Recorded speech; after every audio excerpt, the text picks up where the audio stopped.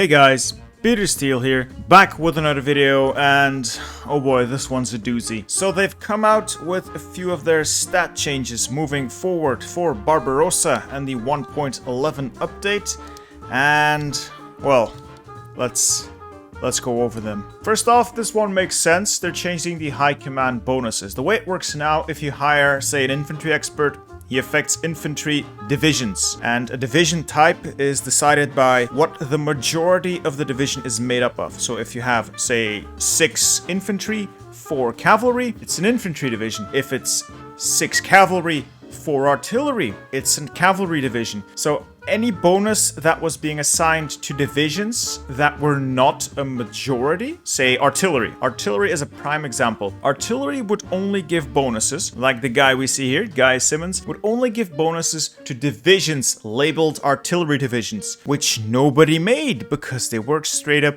garbage. Now moving forward, as you can see here, the system has changed and divisions will get bonuses based on their composition, based on ratios, on the number of actual battalions of each type. So to artillery, 3 infantry will be 40% artillery, 60% infantry, and they will get the bonuses based on that. And every battalion can only count as one thing, even if some are assigned as, double. For instance, cavalry counts as both infantry and cavalry, but they will now receive bonuses based on a priority system where it ranks cavalry, then armor, then artillery, then motorized, then mechanized, then infantry. So there will be no more double dipping using certain battalion types, with one exception being rockets and special forces, which both act as an addition. So if it's mountaineers, they get the infantry bonuses, but they will also get special forces bonuses. And if your artillery is Nebelwerfers, it will get the artillery bonuses and rocket bonuses. So it's a little bit more complicated moving forward, but most of this stuff you can kind of forget since it works in the background.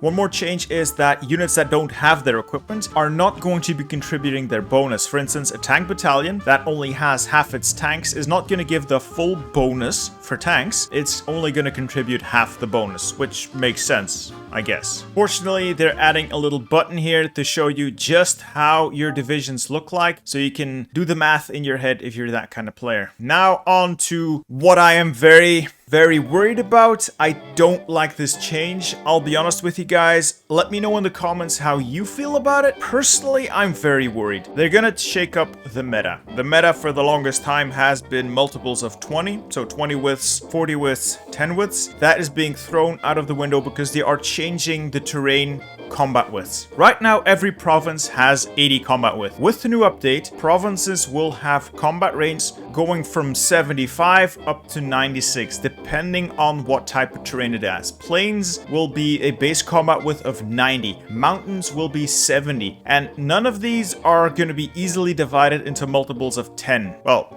except for, the ones that are. But it's going to be weird numbers that will make it hard to do maths to optimize this. Now, I guess somebody eventually is going to come up with what is best, but it's going to be a rough couple of weeks, I think. Not only that, but opening a second front to fight a province from multiple sides will no longer add 50% of combat width. So it used to be that if you attack from one side, you get 80 combat width. If you add a second side, you get an additional 40 combat width. At a third side, you get another additional 40 combat width. And that's how you opened up the combat width, getting more of your units in. Instead of adding half the combat width, they're only adding a third of the combat width. So it's going to be a lot more difficult to push into enemy terrain. This is heavily going to favor defenders. I'm not feeling this. All right, I'm really not feeling this. This has the potential of really breaking combat moving forward. Now, other than just straight up changing the combat widths, they're also going to change what's called the overstacking penalty. You get penalized for having too many units fighting in combat width. So if your combat width is 80 and you are contributing 81 or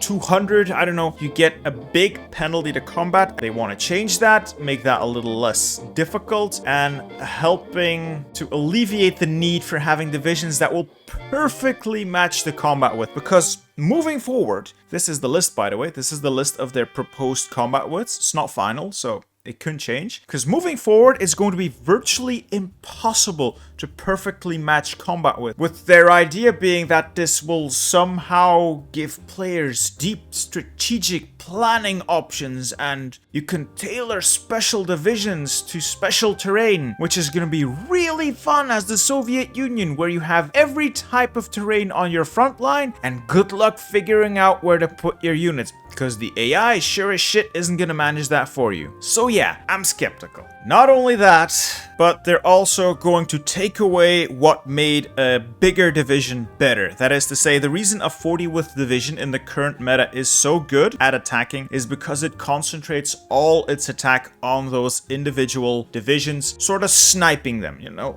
throwing all the attack at a very concentrated point. They're gonna do away with that. One, they are going to change how they target units. They're going to make big divisions target other big divisions, mostly nullifying their advantage. And two, they are going to have big divisions spread out their damage over smaller units. Instead of concentrating on one small division and blowing it out of the water, the way it works now, they're gonna have that damage spread out over several divisions. They're artificially making big divisions worse, which at this point is making me think the meta is just gonna be... So, I'm not feeling it. The more I'm reading about this, the more worried I get. They say they're not quite done yet, and they will cover this more in future diaries, but I hope they change their minds about this. One thing I am optimistic about is their changes to armor and piercing. The way it works now is if you have more armor than the enemy has piercing, they can't touch you. Vice versa, if the enemy has more piercing than you have armor, your armor is effectively useless and you might as well have brought infantry. With the upcoming change, armor and piercing will interact differently. If a unit has 75% of the piercing that an enemy has armor, or vice versa, there will still be damage incoming, but it will be reduced to half the damage of normal values. Instead of just being completely unpierceable or completely unarmored, it will work on a sliding scale between that 25% at the top there. So it will make AT a little more useful, and it will make tanks that are not impenetrable not useless. So it could be okay. They've got a little example here for you if you're not into the mathematics of the thing. Panzer division with an armor value of 52 being attacked by infantry with 60 piercing. Currently the armor would be useless and you might as well have brought infantry because it would not reduce any damage at all. Moving forward though, because the armor value is in that top 25%, so between 60, which it needs to overwhelm, and between 45, where it would be utterly useless, you still get about 25 reduction of damage. So it's still okay that way. I hope that helps. Now reliability is another one that is getting sort of a positive change in my book. Before, reliability pretty much only affected losses from attrition, so while you're training or just stuff breaking down randomly in bad terrain, etc. Now it will not just affect that, it will also affect the rate at which you regain organization while moving. So moving forward, reliability is now going to affect organization regain while you're moving, and it's going to reduce the effect that weather has on your divisions. If your reliability is high, weather will not impact your organization as much. So I'm thinking reliability is going to be a big thing moving forward, especially with their announcement that they will make weather a lot more impactful. And what I think is the best one here, at the end of combat, units with better reliability will be able to give back a certain amount of tanks, etc. to simulate that simply more reliable constructions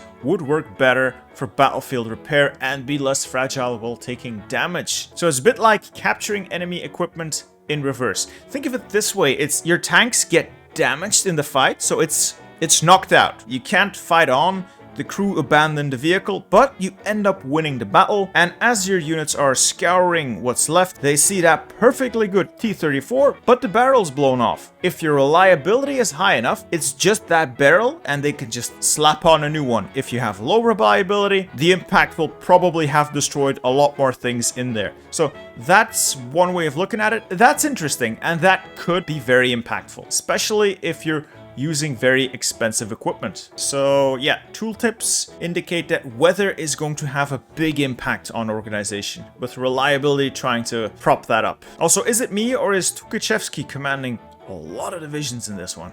So yeah, with the changes to weather they've announced as well, it will look like we'll have to make choices. Either we make really fast units that can blow anything out of the water, or we need to shift more towards reliability if we're heading into the desert, where sandstorms and bad weather could really ruin things for us. It's definitely gonna change up the meta. I'm not sure if it's gonna change up the meta in a good way. I was really positive about the tank designer, but I don't like this dev diary. I have to say it, I think this is a bad change. I think they're changing up the meta just to change the meta. Not to affect any grand changes because the community's been asking for it. It feels like they're changing things just to change things, and that's usually not a great idea. We'll see. And then a little announcement at the bottom that they are now labeled Studio Gold. Paradox has been doing some internal reorganizing into separate studios, red, green, and gold, instead of the big centralized Stockholm studio. So nothing really impactful here for Hearts of Iron. The Hoi team is assigned as Team Gold, so we'll see if they make this into something good. Anyway, that's this dev diary finished. Hit me up in the comments because I am very interested to hear what you think about these changes. If you share my skepticism or if you're actually very excited, let me know in the comments. It's always nice to see some discussion going on there. If you liked the video, leave a like, consider subscribing, and hit that bell icon to be notified whenever I upload more content. And I hope to see you in the next one. Goodbye.